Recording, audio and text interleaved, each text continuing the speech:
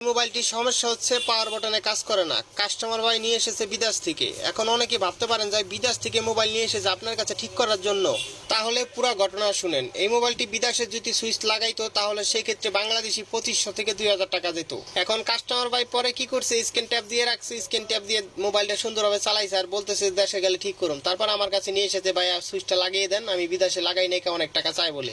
আর শুধু এই কাস্টমার ভাই না, এরকম অনেক কাস্টমার ভাই এসেছে আমার কাছে, এরকম বিদেশ থেকে মোবাইল নিয়ে এসেছে ভাই বিদেশে ঠিক করলে যে কয় টাকা ঠিক করে মার্কেটে পরে কেনা যায় সেজন্য দেশে নিয়ে এসে আমাদের কাছ থেকে ঠিক করে নিয়ে যায়। তারপর দেখতেই পারতেছেন আমি সুন্দর করে মোবাইলটা খুলছি এবং পুরান সুইচটাও খুলে ফেলছি। এবার নতুন একটা সুইচ এখানে বসায় দেখবো যে ঠিকঠাক ভাবে কাজ করতেছে কিনা। দেখতেই পারতেছেন নতুন একটা সুইচ নিয়ে এসেছি আমি। এবার সুন্দর করে সুইচ রেবনের ভিতরে বসায় দেখবো যে সব ঠিকঠাক আছে কিনা। সুইচ লাগাইতে লাগাইতে আরেকটা কথা বলি, কাস্টমার ভাই আমাকে বলতেছে ভাইয়া সুইচ নষ্ট হওয়ার কারণ কি? আমি তো এটা অতিরিক্ত প্রেসার করি না। আমি তাকে বলতেছি ভাইয়া সবকিছুর একটা ক্ষয় আছে, আর হয়তো এটার ভিতরে পানি গেছে, পানি গিয়ে হয়তো বলের ভিতরে কোনো সমস্যা হয়েছে যে জন্য আর কাজ করে না সুইচটা। যাই হোক, কথা বলতে বলতে কিন্তু আমি সুন্দর করে সুইচটা লাগাই দিয়েছি। এবার সুন্দর করে মোবাইলটা ফিটিং করে দেখবো যে সব ঠিকঠাক আছে কিনা। তাই আর দেরি না করে সুন্দর করে আঠা দিতেছি, আঠা দিয়ে সুন্দর করে ব্যাকসেলটা লাগাবো। আর আপনারাই বলেন যে কাস্টমার বিদেশি বাইরে থেকে কয় টাকায় মোবাইলটির বিল রাখবো। দেখতেই পারতেছেন সুন্দরভাবে কাজ করতেছে।